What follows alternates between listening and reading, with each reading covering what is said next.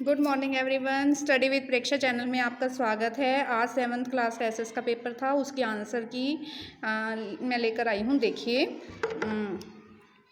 इनमें से कौन सा पर्यावरण के लिए खतरा है? जनसंख्या वृद्धि पर्यावरण के लिए खतरा है। पृथ्वी की सबसे भीतरी परत कौन सी होती है? क्रोड़ पृथ्वी की सबसे भीतरी परत होती है। इसके बाद हम तीसरे क्वेश्चन की तरफ चलते हैं। तीसरा क्वेश्चन देखिए, छत्रक शैल कहाँ पर पाई जाती है? छत्रक शैल जो है वो रेगिस्तान में पाई जाती है। रेगिस्तान में जब वृष्टि तरल रूप से पृथ्वी पर आती है तो उसे हम क्या कहते हैं? तरल रूप से मतलब पानी के रूप में, उसे हम वर्षा कहते हैं। राजा हर्षवर्धन के दरबारी कवि कौन थे? बाणभट्ट थे। मामल्लपुरम का दूसरा नाम क्या है? महाबलीपुरम है। त्रिपक्षीय संघर्ष का हिस्सा निम्न में से कौन सा वंश नहीं था? चोल वंश नहीं था।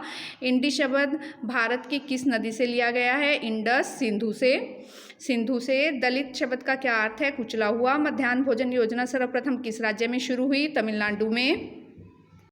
इसके बाद हम अगले क्वेश्चन की तरफ चलते हैं। परितंत्र क्या है? वह तंत्र जिसमें सभी जीवधारी आपस में एक दूसरे के साथ तथा पर्यावरण के भौतिक और रासायनिक कारकों के साथ परस्पर क्रिया करते हैं, जिसमें वो निवास करते हैं, उसे परितंत्र कहते हैं। शैल क्या है? पृथ्वी की प्रॉपर्टी का निर्माण करने वाले खनिज पदार्थों के किसी भी प्राकृतिक पिंड को हम शैल कह सकते हैं। ओम प्रकाश वाल्मीकि द्वारा लिखी गई पुस्तक का नाम क्या था? झूठन। हर्षवर्धन का जन्म कब हुआ? 4 जून 590 को। टोंडेयर को संस्कृत में क्या कहा जाता है? पल्लव कहा जाता है। त्रिपक्षीय संघर्ष में कौन से वंश शामिल थे? पाल, प्रतिहार और राष्ट्रकूट, 3 वंश शामिल थे। अगले क्वेश्चन की तरफ चलते हैं। कारण बताइए, मानव अपने पर्यावरण में परिवर्तन क्यों करता है? मनुष्य पर्यावरण का सबसे महत्वपूर्ण अंग है। वह अपनी आवश्यकताओं की पूर्ति के लिए वनों को काटता है, जीव जंतुओं को मारता है और स्थल का खनन करता है। इसलिए अपनी आवश्यकताओं की पूर्ति के लिए मनुष्य पर्यावरण में परिवर्तन करता है। स्वास्थ्य सेवाओं को मोटे तौर पर केंद्र द्वारा किन 2 भागों में बांटा जा सकता है? निजी स्वास्थ्य सेवाएं, ये महंगी होती हैं और आसानी से उपलब्ध होती हैं। देखिए, आप अपने आप देखिए, निजी स्वास्थ्य सेवाएं, जो हमारे निजी डॉक्टर हैं, जब हम उनके पास जाते हैं वो आसानी से मिल जाते हैं और महंगी होती हैं लेकिन उनकी सुविधाएं। सार्वजनिक स्वास्थ्य सेवाएँ ये सस्ती होती हैं, मुफ्त होती हैं, लेकिन इनके बहुत ज़्यादा परेशानी की प्रक्रिया के बाद ये उपलब्ध होती हैं। अपरदन क्या है? पृथ्वी की सतह पर जल, वायु और हिम जैसे विभिन्न घटकों के द्वारा होने वाले क्षय को हम अपरदन कहते हैं। भारतीय जीवन पद्धति का मुख्य आधार क्या है? भारतीय जीवन पद्धति का मुख्य आधार है वसुधैव कुटुंबकम, मतलब सारी पृथ्वी ही एक कुटुंब है, एक परिवार है।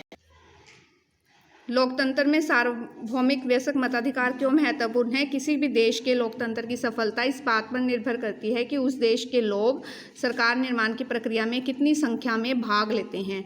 सार्वभौमिक वयस्क मताधिकार नागरिकों को सरकार निर्माण की प्रक्रिया में भाग लेने का अधिकार प्रदान करता है। जब अधिक लोग चुनावों में भाग लेंगे तभी सच्चे लोकतंत्र की स्थापना हो पाएगी।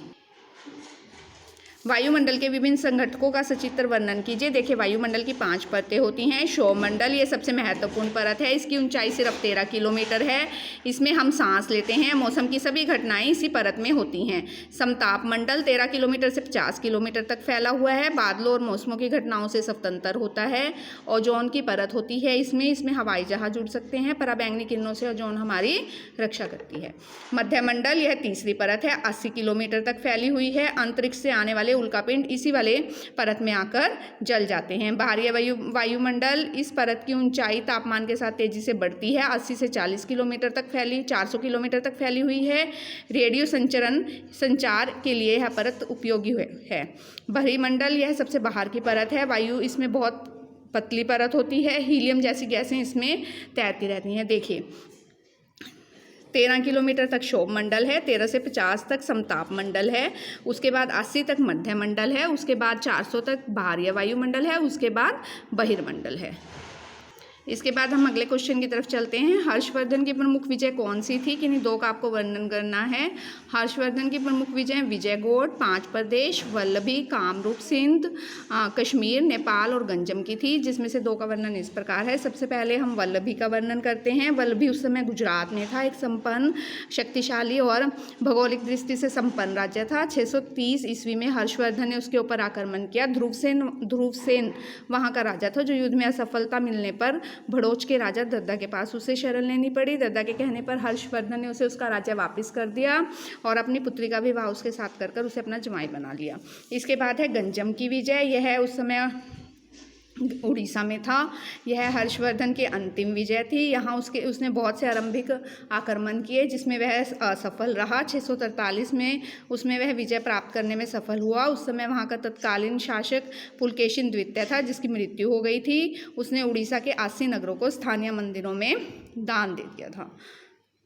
अगर आपको यह वीडियो पसंद आई तो आप इस चैनल को जरूर सब्सक्राइब कीजिए और बेल आइकन को भी दबा दीजिए ताकि आगे आने वाली वीडियो की नोटिफिकेशन आप लोगों तक आ सके। Thanks for watching, thanks for liking.